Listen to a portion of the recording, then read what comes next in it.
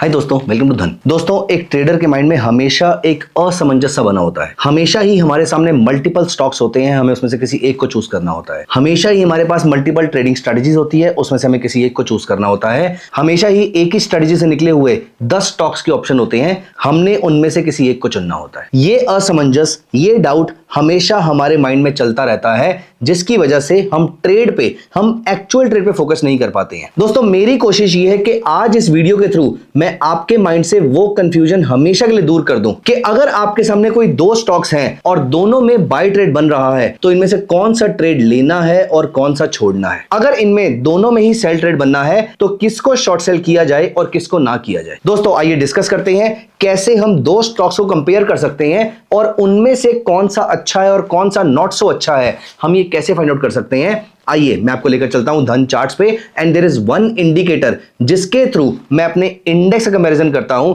मैं ये पता करता हूं कि आने वाले वीक्स में कौन सा इंडेक्स आउट परफॉर्म कर सकता है और कौन सा इंडेक्स अंडर परफॉर्म कर सकता है। उसी इंडिकेटर को यूज करके आज हम ये सीखने वाले हैं कि कौन सा स्टॉक किसी और स्टॉक को आउट परफॉर्म कर सकता है। अगर आपको लगता है कि यहां पर आईटी सेक्टर ऊपर जा सकता है, तो आईटी सेक्टर में इन्फोसिस एक्यूमुलेट किया जाए या टीसीएस किया जाए, विप्रो किया जाए या एचसीएल किया जाए, परसिस्टेंट किया जाए या फिर कोई और रैंडम स्टॉक परचेज किया जाए। क्या पता आईटी बैंकिंग से ज्यादा वीक चल रहा हो, तो क्या पता हमें आईटी परचेज ही ना करना हो, हमें किसी और स्टॉक को परचेज करना हो। सो दोस्तों, दो स्टॉक्स हो, दो इंडेक्स हो, दो कमोडिटीज हो, या इंडेक्स और कमोडिटी हो, या स्टॉक और इंडेक्स हो, किसी भी चीज को कंपेयर कैसे करते हैं आइए मैं आपको दिखाता हूं, लेकिन मेरा फोकस रहेगा स्टॉक्स पे। आइए मैं आपकी एक क्वेरी सॉल्व करता हूं, जहां पर मैं आपको बताता हूं कि अगर आपके सामने दो स्टॉक्स दे रखे हैं, तो उनमें से कौन सा आउट परफॉर्म कर सकता है और कौन सा करेगा अंडर परफॉर्म। मैं आपको लेकर चलता हूं धन चार्ट्स पे, और यहां पर हम पहुंच गए हैं धन चार्ट्स पे। मेरे सामने चार्ट खुला हुआ है निफ्टी का, लेकिन हम उठाएंगे आईटी सेक्टर के दो स्टॉक्स। फॉर एग्जाम्पल, मैंने उठाया इन्फोसिस। ये रहा इन्फोसिस का चार्ट और ये रहा इन्फोसिस का डेली चार्ट। मुझे ये पता करना है, मान लेते हैं कि इन्फोसिस जो है स्टॉक नीचे जा रहा है, मान लिया यहां पर, लेकिन क्या अगर मेरे पास ऑप्शन है कि मुझे आईटी सेक्टर में इन्वेस्टमेंट करनी है या आईटी सेक्टर में ट्रेड करना है, तो मैं इन्फोसिस परचेस करूं या टीसीएस परचेस करूं। तो ये रहा इन्फोसिस का चार्ट और ये रहा टीसीएस का चार्ट। तो यहां पर इन्फोसिस और टीसीएस के चार्ट में आप यहां पर देख पा रहे हैं कि टीसीएस जो है ये बहुत शार्पली गिरा है, अपने लो के आसपास ट्रेड हो रहा है। इन्फोसिस में फिर भी उतनी वीकनेस नहीं है। तो यहां पर तो चीज ज्यादा क्लियर है। थोड़ा सा चीज को कॉम्प्लिकेट करते हैं, यहां पर हम यूज करते हैं विप्रो को। अब यहां पर विप्रो और इन्फोसिस देखिए, ये रहा विप्रो का चार्ट और ये रहा, दोबारा से दिखा देता हूं, इन्फोसिस का चार्ट। ऑलमोस्ट सेम सा है। अब आप मुझे बताइए इनमें से किसको परचेस किया जाए। कंफ्यूजन ऐड करने के लिए एचसीएल को भी ट्राई कर लेते हैं। ये रहा एचसीएल का चार्ट, अगेन आप देखिए सिमिलर सा चार्ट है। कंफ्यूजन हो गई ना। अब यहां पर क्वेश्चन ये उठता है कि इनमें से कौन से स्टॉक को खरीदना चाहिए और कौन से को नहीं खरीदना चाहिए। क्या पता हमें कोई कंक्लूजन ना मिले, क्या पता दोनों ही अंडर परफॉर्म कर रहे हो, क्या पता दोनों के अंदर ही एक साइडवेज सी मार्केट दिख रही हो,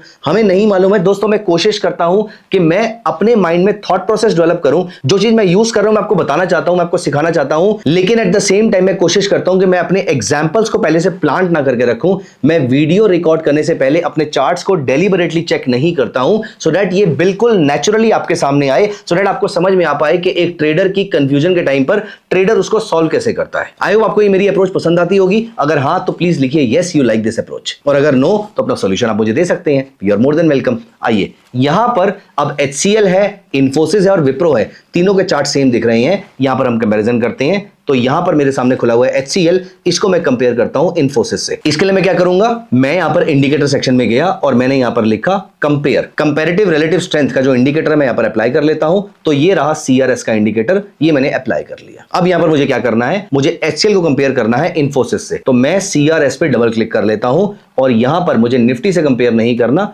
मुझे इन्फोसिस से कंपेयर करना है। तो मैंने ऊपर इन्फोसिस का सिंबल डाल दिया और ये मैंने यहां से सिलेक्ट कर लिया। लेकिन मुझे एक लंबे पीरियड का व्यू लेना है, तो मैं 10 की जगह 100 पीरियड मूविंग एवरेज यहां पर डाल देता हूं। अब आप यहां पर नोटिस कीजिए दोस्तों, इस पीरियड से इस पीरियड के बीच में अगर आप नोटिस करें तो यहां पर एचसीएल, मैं थोड़ा सा डार्क कर देता हूं आपके लिए, ये जो आपको लाइन दिख रही है ब्लैक कलर की, अगर ये अपनी ब्लू कलर की मूविंग एवरेज से ऊपर है, तो ये ऊपर वाला चार्ट नीचे वाले सीआरएस वाले इंडिकेटर को आउट परफॉर्म कर रहा है। मतलब एचसीएल इन्फोसिस को आउट परफॉर्म कर रहा था, फिर उसने एचसीएल ने इन्फोसिस को अंडर परफॉर्म करना शुरू कर दिया है। अभी फिलहाल यहां पर कंफ्यूजन है। अब यहां से not sharing any recommendation to buy और सेल। अब यहां से मान लेते हैं कि ये ब्लैक लाइन ऊपर जाना शुरू कर देती है। इसका मतलब ये है कि HCL will be out performing Infy. अगर ऐसा हो जाता है तो, मैं ये नहीं कह रहा ऐसा होने वाला है, मैं कह रहा हूं कि अगर मुझे यहां से ब्रेकआउट मिलता है, अगर मुझे यहां से क्रॉसओवर मिलता है और ये ब्लैक लाइन ब्लू के ऊपर चली जाती है, इसका मतलब ये है कि HCL इन्फी को आउट परफॉर्म करेगा। और अगर ये वापस यहां से नीचे आ जाती है, इसका मतलब इन्फोसिस HCL को आउट परफॉर्म करेगा, HCL इन्फोसिस को अंडर परफॉर्म करेगा। अभी हम बाकी चार्ट भी चेक कर लेते हैं। तो HCL और इन्फोसिस में हमें यहां पर दिख रहा है कि ब्रॉडर मामला जो है वो सेटल्ड है, साइडवेज सा है। हमें यहां पर क्लियर पिक्चर अभी के लिए नहीं मिल रही है, आने वाले दिनों के अंदर मिल सकती है। अब मैं न्यूमरेटर में इन्फोसिस को ही कंपेयर करूंगा विप्रो से। तो यहां पर ये रहा विप्रो में क्लियर है कि विप्रो जो है वो इन्फोसिस को आउट परफॉर्म कर रहा है। तो विप्रो इन्फोसिस को आउट परफॉर्म कर रहा है। HCL इन्फोसिस के एट पार खड़ा हुआ है। तो यहां पर विप्रो को HCL से करके देख लेते हैं। नीचे पे मैं यहां पर अब HCL डाल देता हूं और यहां पर भी देखिए उसी टाइप का चार्ट आ रहा है। तो मतलब यहां पर भी नेक टू नेक गेम चल रही है। इसका मतलब यह है कि विप्रो इन्फोसिस को आउट परफॉर्म कर रहा है। अब यहां पर यह समझ में आ गया कि विप्रो इन तीनों में सबसे स्ट्रांग है। अब हम विप्रो कंपेयर करते हैं TCS से। तो यहां पर हमारे सामने चीजें आसान होगी कि विप्रो जो है वो तीनों को, इन्फोसिस को, HCL को, इन दोनों को आउट परफॉर्म कर रहा है। एक बार TCS से कंपेयर कर लेते हैं। तो यहां पर इन्फोसिस की जगह हम डाल देते हैं TCS। यहां पर TCS को भी विप्रो आउट परफॉर्म ही कर रहा है। यहां से लेकर इस जगह से इस जगह तक आप नोटिस कर पा रहे हैं।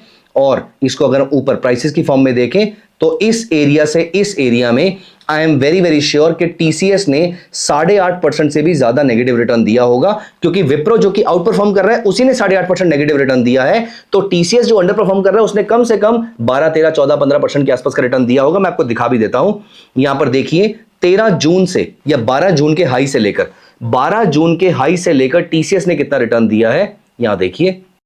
तो 12 जून के हाई से लेकर TCS ने अभी तक दिया है 12.74% का नेगेटिव रिटर्न, जबकि इसी पीरियड में विप्रो ने दिया है 8.50% का नेगेटिव रिटर्न। इसका मतलब TCS ने 4% अंडर परफॉर्म किया है। और यहां पर आपको दिख रहा है कि 12 जून से इस जगह पर जो गैप आ रहा है वो अप्रोक्सीमेटली 4.5% के आसपास का ही आ रहा है। दोस्तों इस तरीके से आप मल्टीपल सेक्टर्स के मल्टीपल स्टॉक्स को कंपेयर कर सकते हैं। अगर आपको कंपेयर करना है HDFC बैंक और ICICI बैंक में से क्या परचेज करना है, ICICI और कैनरा बैंक में से क्या परचेज करना है, एक्सिस और ICICI में से क्या परचेज करना है, डॉक्टर रेड्डी और सन फार्मा में से कौन सा परचेज करना चाहिए, ये CRS indicator with a parameter of 100 period का मूविंग एवरेज, ये यूज करके आप पता लगा सकते हैं डेली चार्ट पे कि कौन सा स्टॉक आने वाले टाइम के अंदर अंडर परफॉर्म करेगा और कौन सा करेगा आउट परफॉर्म। दोस्तों ये पूरी इंफॉर्मेशन आपको कैसी लगी आप मुझे कमेंट में जरूर बताइएगा।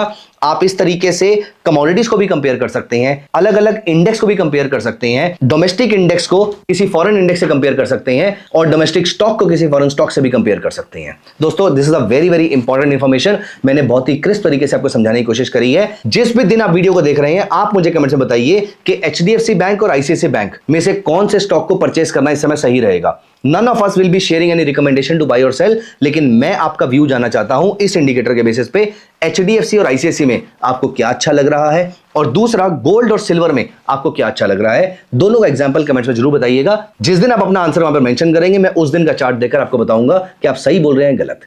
दोस्तों मिलते हैं अगली वीडियो में। Thank you so much, bye bye, take care.